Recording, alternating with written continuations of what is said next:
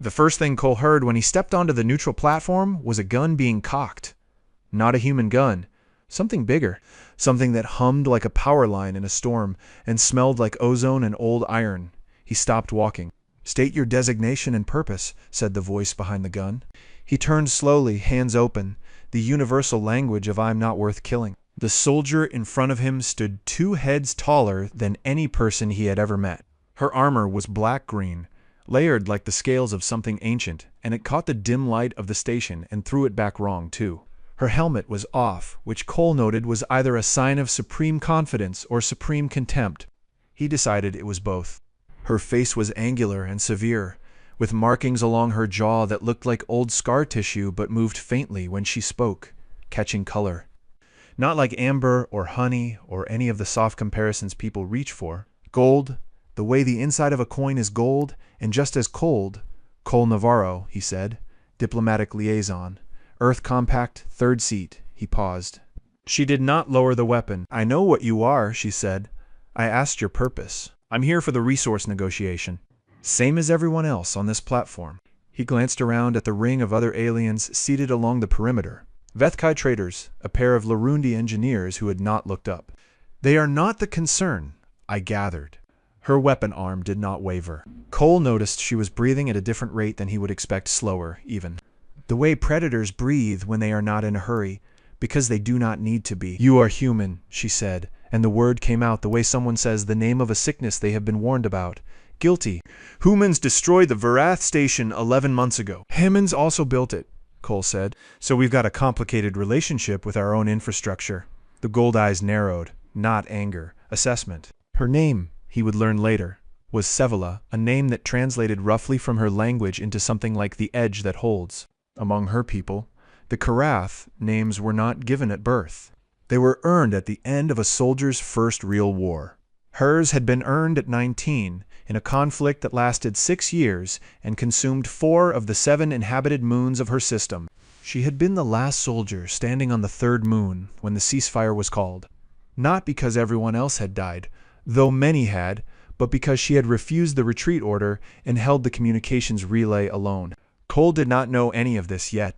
What he knew was that the gun was still pointed at his face, and that the woman holding it had not blinked in an unsettling amount of time. "The negotiation begins in 3 hours, he said. "I'd like to get something to eat before then. If you're planning to shoot me, I'd appreciate you doing it now so I don't spend the next 3 hours anticipating it." A pause, the weapon lowered, not because she had decided he was safe. He understood that clearly. She lowered it because she had decided he was not worth the forms she would have to file. He exhaled. "You are assigned to Sector 9, she said. "I am assigned to Sector 9. I will be watching you.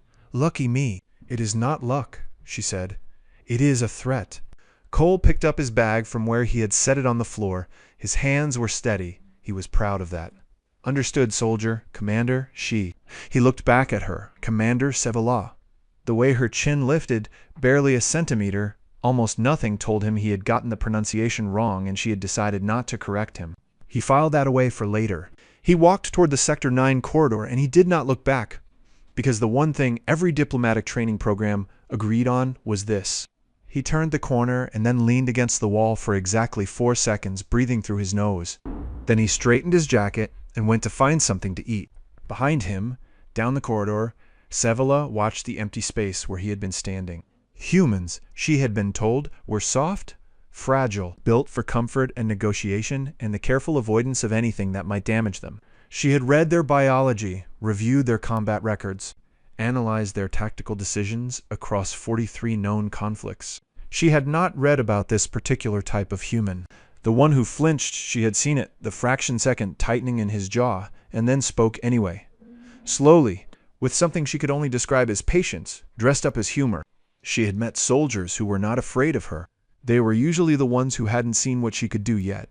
She had not, in 11 years of service, met someone who was clearly afraid and chose to stay calm in the same breath. She turned back to her post. The negotiations would begin in 3 hours. She would be watching Sector 9. She did not examine at that moment what else she might be doing. Cole found food at a vendor run by a Hresh who smelled like engine grease and was deeply suspicious of his credit chip, but accepted it anyway. He sat at a low table, ate something that tasted like lentils if lentils had ambitions, and opened his briefing files on his tablet. He got through approximately 2 paragraphs before he realized he was thinking about gold eyes instead of trade routes. He closed the tablet, opened. Read the same paragraph 3 times. 3 hours was not a lot of time. He needed to know every Karath position on the mineral rights dispute. He needed to know which of their allies on this platform were soft commitments and which were locked. He needed to know the 2 points where a creative offer could move the room. What he did not need was to be thinking about the woman who had pointed a weapon at him and then looked at the space he'd left like she was. He ate the rest of his lentil ambitions in deliberate silence. What he did not know, what he could not have known, was that 30 meters away, behind a wall that smelled of recycled air and old conflict, she read it in 4 minutes. Then she read it again. He had been in 9 negotiations. 8 of them had reached agreement. The one that hadn't had ended because the other party's government collapsed mid-session, which his file noted dryly had been not attributable. She set the file down. She picked it up again and looked at the photograph. He looked exactly like he had in the corridor. Open face. Eyes that were doing more work than his expression admitted. The small, controlled thing at the corner of his mouth that was not quite a smile and was not quite something else. She closed the file. The negotiations would begin in 3 hours. She had work to do, she did the work. She thought about the photograph twice more, which she noted and set aside and did not think about again until later, when it was too late to pretend. The negotiation room was a long oval table that nobody had bothered to make comfortable on purpose. The lighting was the universal gray of facilities designed for function and contempt for aesthetics. Cole took his seat on the human side himself, a junior analyst named Pete, who was 23 and visibly terrified, and their station assigned. The Karath delegation filed in across the table. Savala was not at the table. She was at the door. Cole processed this. She was security for their delegation, not a negotiator, which reshuffled several of his assumptions, and then he processed. Cole had read his file. Dravon looked at Cole the way you look at a broken appliance you're being asked to repair when you already know it's not fixable. We will begin with the mineral rights in the Asha corridor, Dravon said, without preamble and without acknowledgement. The Karath position has not changed. Cole nodded.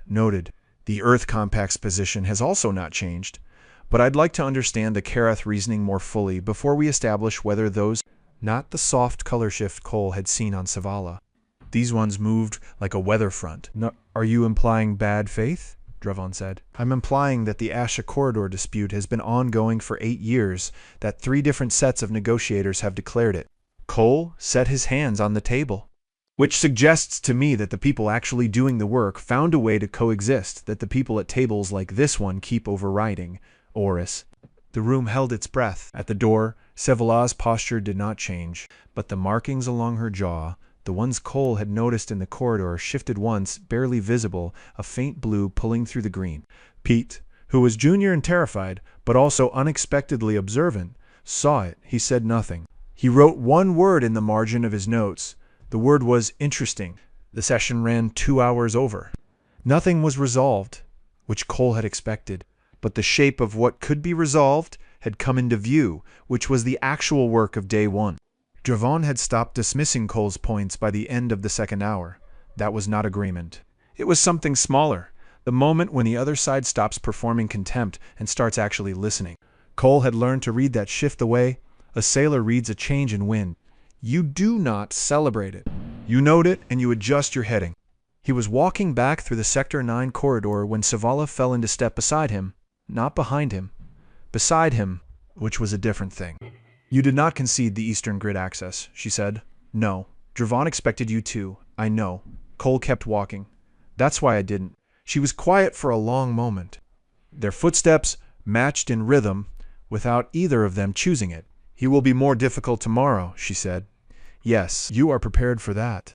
It was not a question, but it wasn't quite a statement either. It was something in between that her language apparently had room for and his didn't.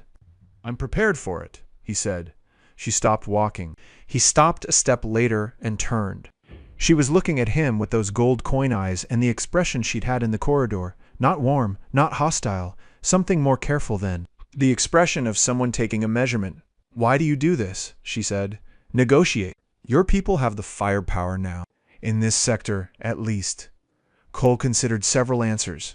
Gave her the true one. Because the last time we used the firepower, we got Vereth Station. He paused. I'd rather be the kind of people who find the third option.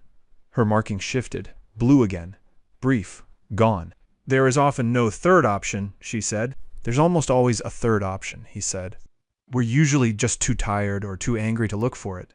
She held his gaze for a moment that stretched 2 seconds longer than comfortable. Then she turned and walked back the way they had come. Cole watched her go. He thought about the thing Pete had written in his notes. He thought, yeah.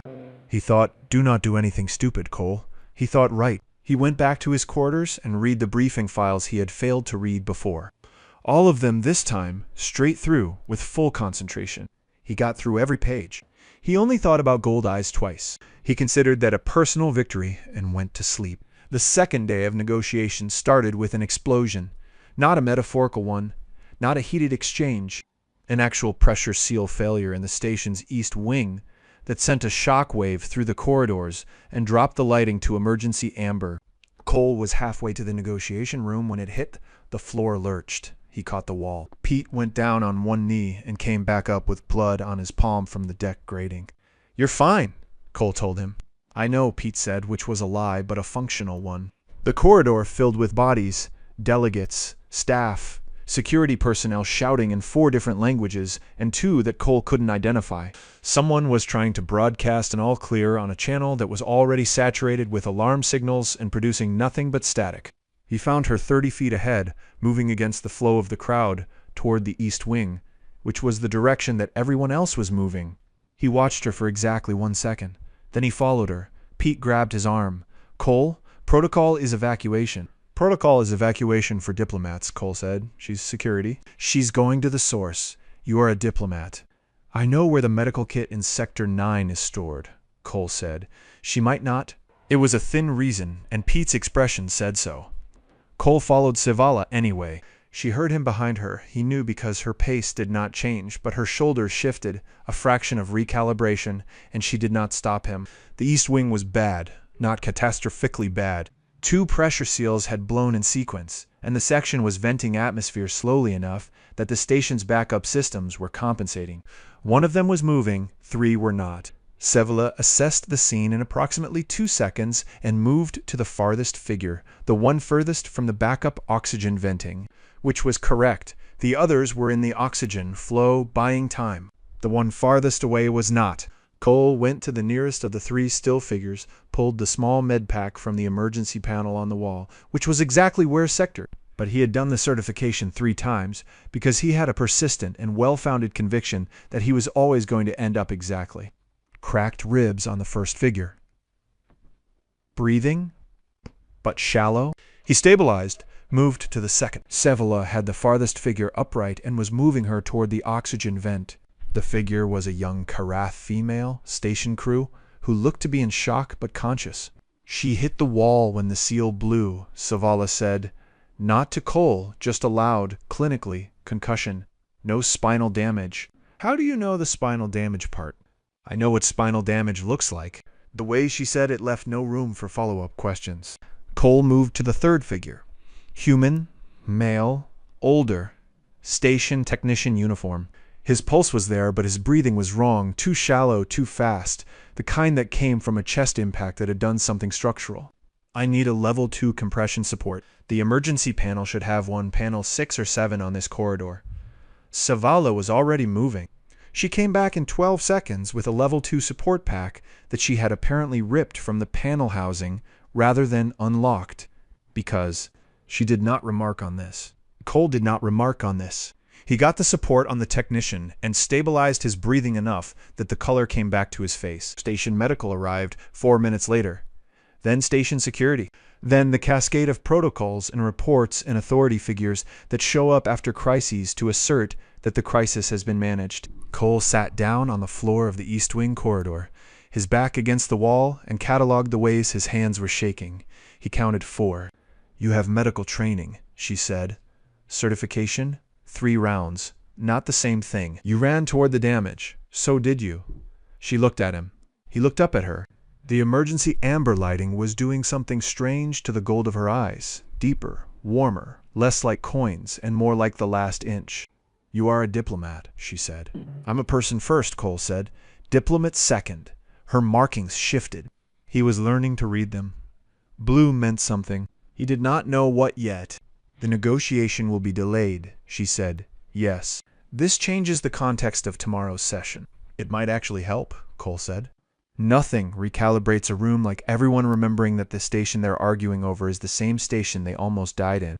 She was quiet for a moment. That is a strange way to think, she said. I know. He let his head fall back against the wall. It works, though. She stood there for 3 more seconds, he counted. Then she reached down and offered him her hand. He took it. She pulled him to his feet with an ease that reminded him, briefly and vividly, of how much larger she was than him, how much stronger, how the armor. She let go the moment he was steady. Thank you, he said. It was efficient, she said. He smiled. The corner of her mouth moved. Not quite a mirror of it. Something adjacent. Something that did not have a name in either of their languages yet. The delayed session reconvened the following morning. The room was different.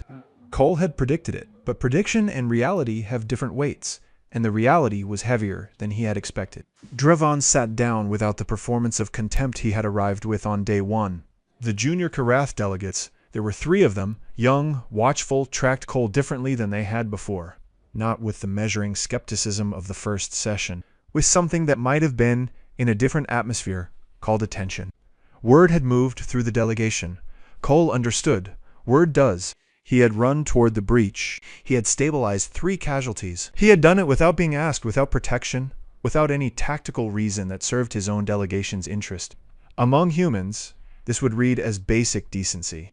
Cole had read enough about the Karath to know what it read as to them. He did not leverage it. He had learned in 9 negotiations that the moment you try to spend goodwill as currency, it evaporates. You let it sit in the room. You let the other side decide what to do with it. I'd like to return to the Eastern Grid access, Cole said. Specifically the rotation schedule that the on-site crews developed in year 3 of the dispute. Drevon looked at him. That schedule was not formally ratified, Drevon said. No, Cole said, but it ran without incident for 22 months, which means both sides' operational people trusted it enough to follow it. I'd like to understand what's in it that the people at this table don't trust. A pause. One of the junior Karath delegates leaned slightly forward. Drevon noticed. Cole noticed that Drevon noticed. The schedule granted extended corridor rights to the human operation during the monsoon extraction window. Drevon said, the Karath position is that those rights were temporary. The human operation position is that they were permanent, Cole said. What I'm asking is whether the people who wrote the schedule understood them to be temporary or permanent, because if they understood them to be. The room held the argument up to the light and looked at it from a different angle.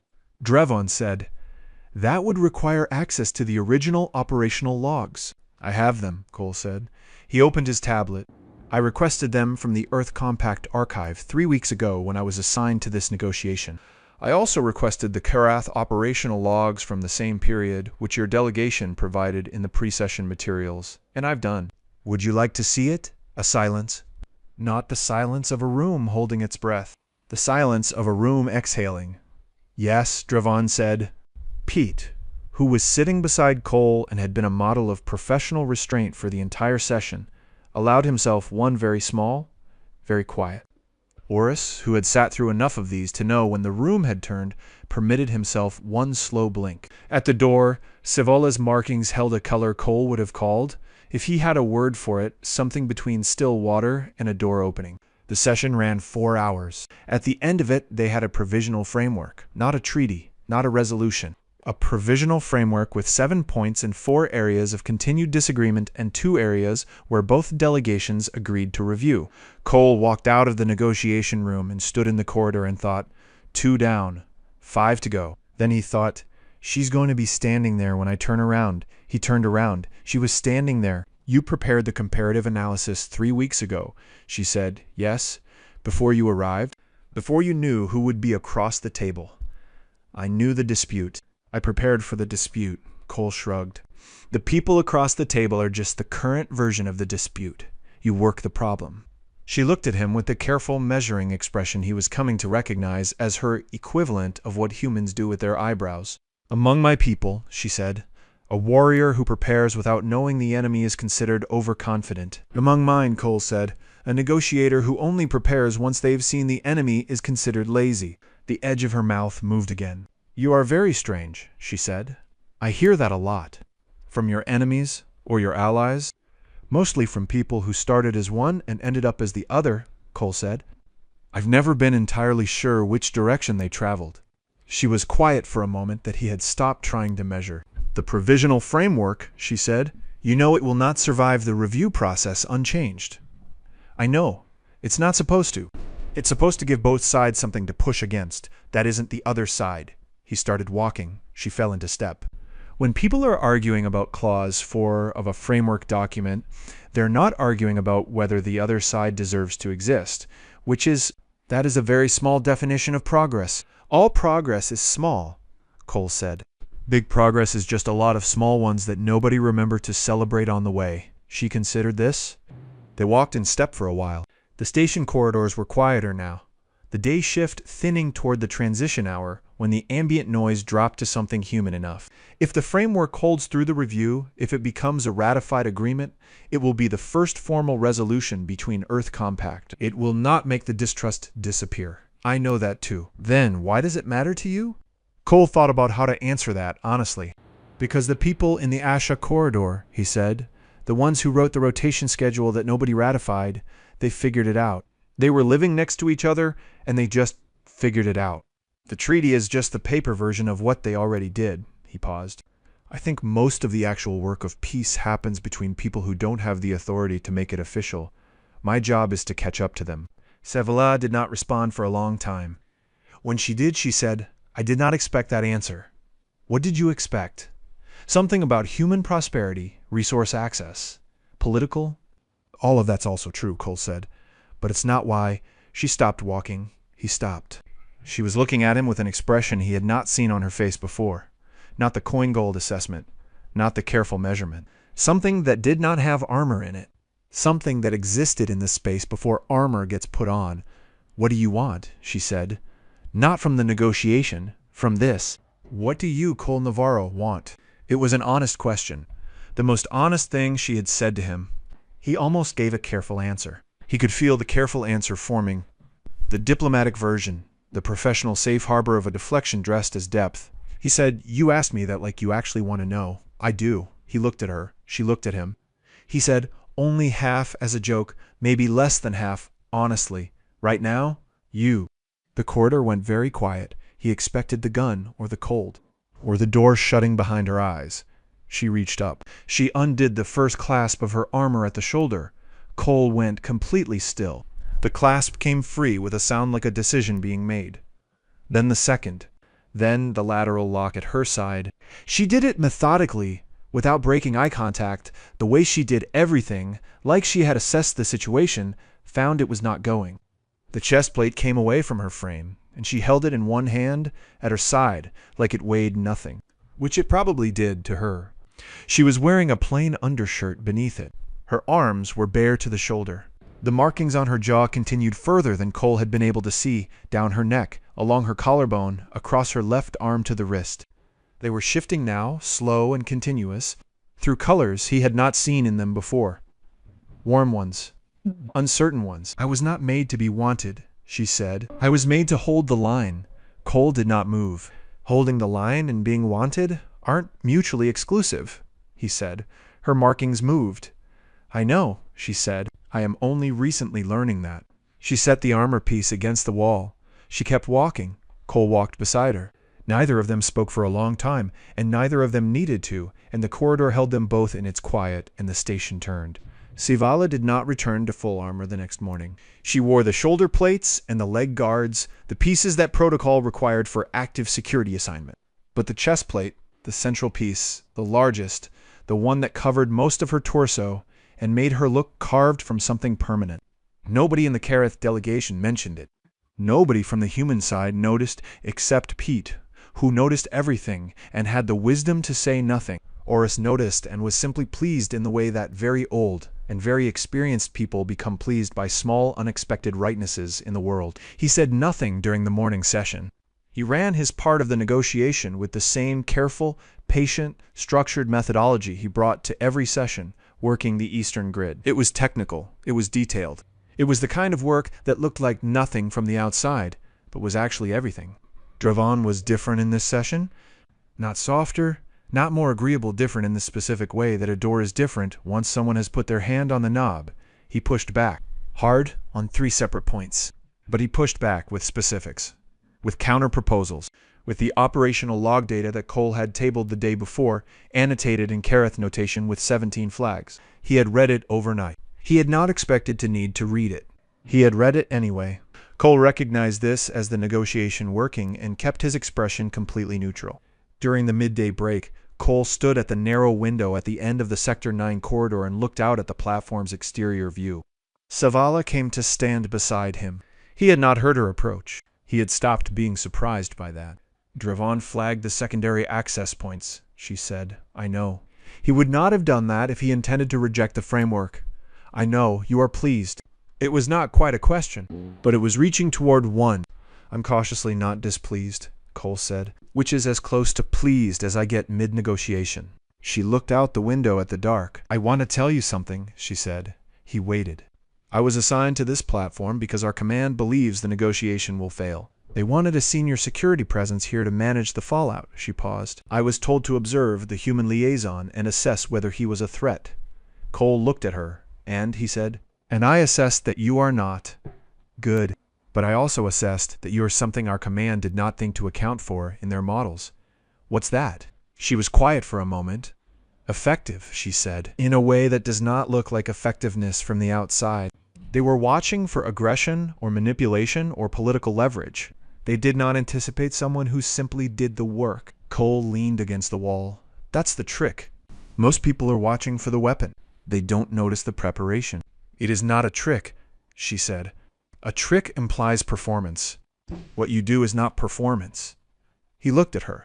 She was still looking at the dark outside the window, but her markings were doing the warm, uncertain pattern he had started to recognize, the one she... My command will receive my assessment report tomorrow, she said. I have written it 3 times. The first version said, the negotiation had a low probability of success. The second said it had an uncertain probability. The third, she paused, the third says, I believe it will succeed, and that I recommend full delegation support for the provisional framework. That's a significant change in one day, he said. You stabilized 3 people in the East Wing without armor or weapons or any tactical position, she said. Because it was the right thing to do, and you knew how. She finally looked at him. My people respect efficacy, not ideology, not eloquence. What works? You work, Cole Navarro. You work in ways I was not briefed to expect. He met her eyes. You changed your report because of that, he said. I changed my report because it became inaccurate, she said. I do not submit inaccurate reports. But the way she said it, the slight added weight on the second sentence, the deliberate shift of emphasis told him the first sentence was also. Both things were true at once. He was learning that about her. She held more than one true thing at a time without needing to resolve them. Thank you, he said. It is accurate, she said. I know. Thank you anyway. Her markings held the warm, uncertain color for a long time.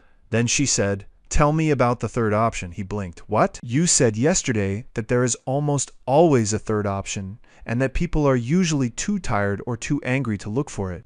She turned to face him fully. You tell me about the times you found it. Specifically, I want to understand the pattern. Cole looked at her for a moment. Then he slid down to sit on the floor, back against the wall beneath the window, long legs stretched out in front of him. She looked at him. Then she folded herself down to sit beside him, not against the wall, facing outward, the way a sentry sits, able to see both directions, close enough that her shoulder was a few inches from his. The Callus Station dispute, Cole said, 4 years ago. 2 mining consortiums, both claiming extraction rights to the same deep core vein, both with valid documentation, both willing to go to arbitration, which would have taken 3 years and resulted in one of them getting everything and the other getting legal. The vein ran across a geological boundary that both sides had charted differently, which meant both sets of documentation were accurate for their mapped boundary, but both maps were wrong about where the boundary actually was. Not attached to either consortium. She remapped the boundary. The vein turned out to be 60% larger than either side had accounted for. There was enough for a joint operation. Savala considered this. They had been arguing about a thing that did not exist as they understood it, she said. Most conflicts are. A long pause. The second time, she said. He told her about the second time, and the third. She asked questions, precise, technical, focused on the specific turning points, the moments where he had seen the third option before the room did. She did not offer approval or encouragement. She asked the next question. He answered it. She processed it and asked the next one. It was the most attentive conversation Cole had had in years. He told her 6 cases. She pushed on all 6. By the end, they had been sitting in the corridor for an hour and a half, and the ambient station lighting had shifted into its late-cycle dim. "You see the system," she said, "not the sides." "The sides are the system," Cole said. "They're just not all of it." She was quiet. He waited. "When I held the relay on the third moon," she said, "I was not trying to be a hero. I was trying to hold the system." She paused. "The evacuation needed the signal. The signal needed the relay. The relay needed someone to hold it. I was the available variable." Cole did not say anything. He let it sit. "I told no one that," she said. "For 11 years. I know," Cole said. "I can tell." She looked at him.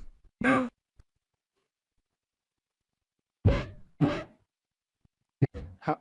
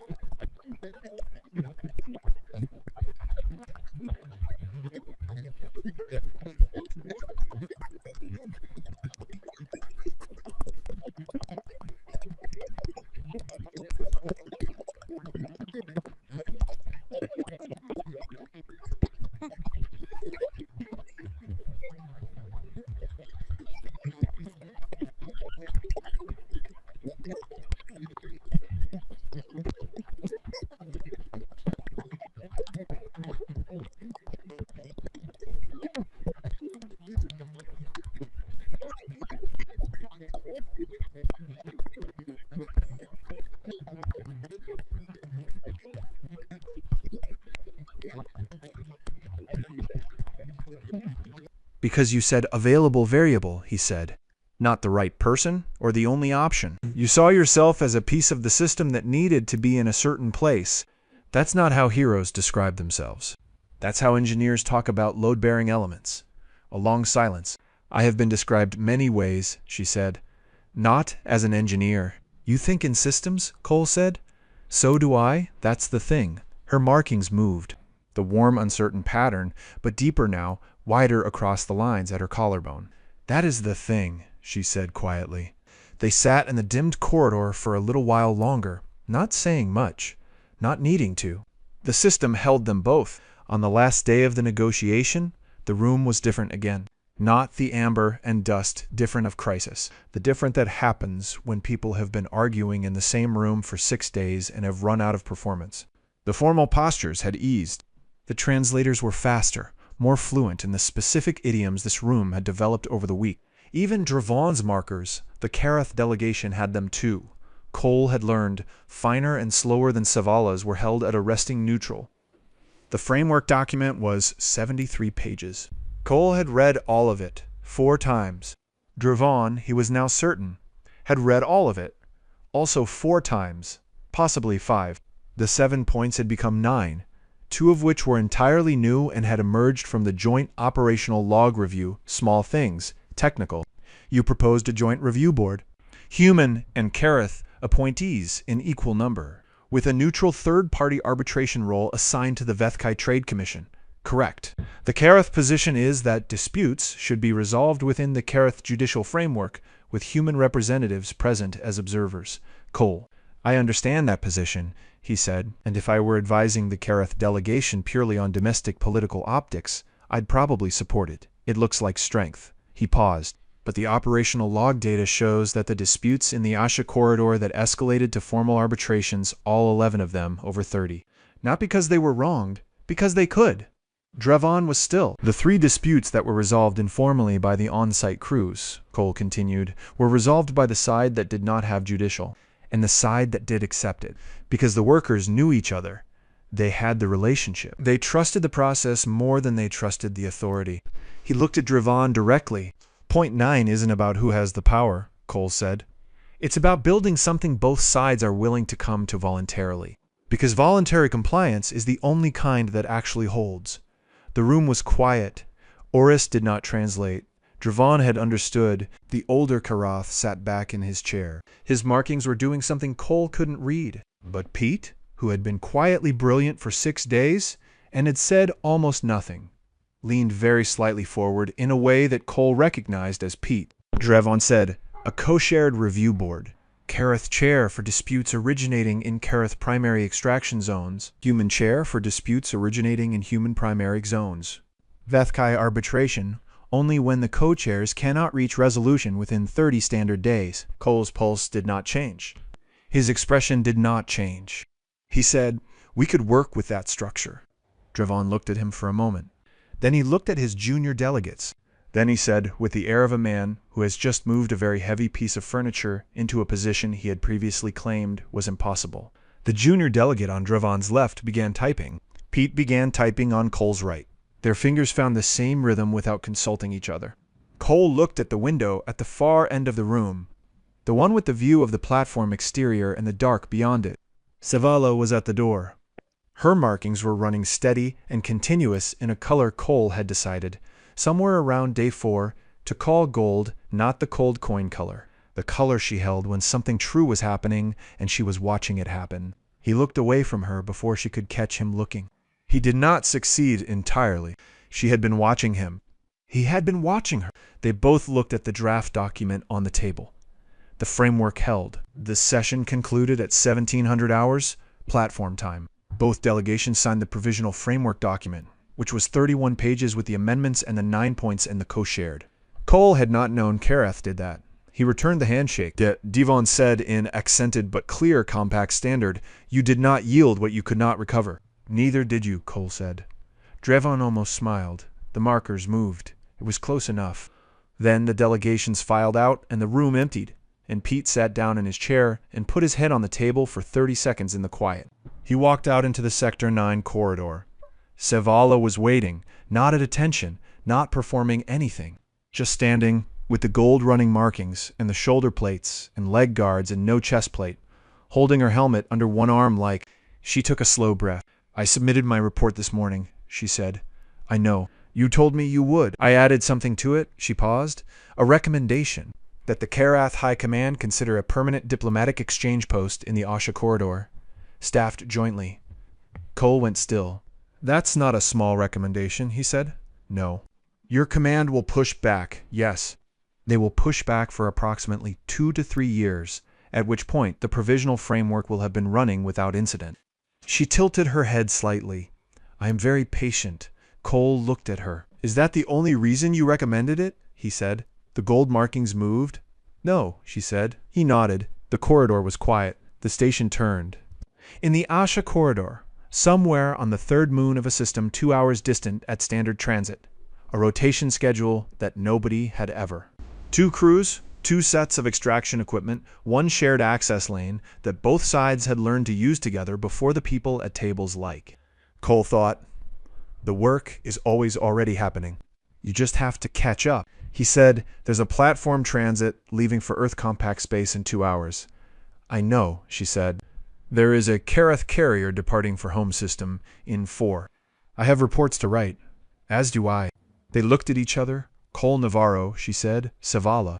The edge that holds, she said, which was the translation, and which she had never said to anyone before because names given at the end of a war are, that is what it means. I know, he said. I looked it up. She exhaled. Something in it was almost laughter. Not quite, but the shape of it, the outline, the place where laughter would be if she had practiced it more.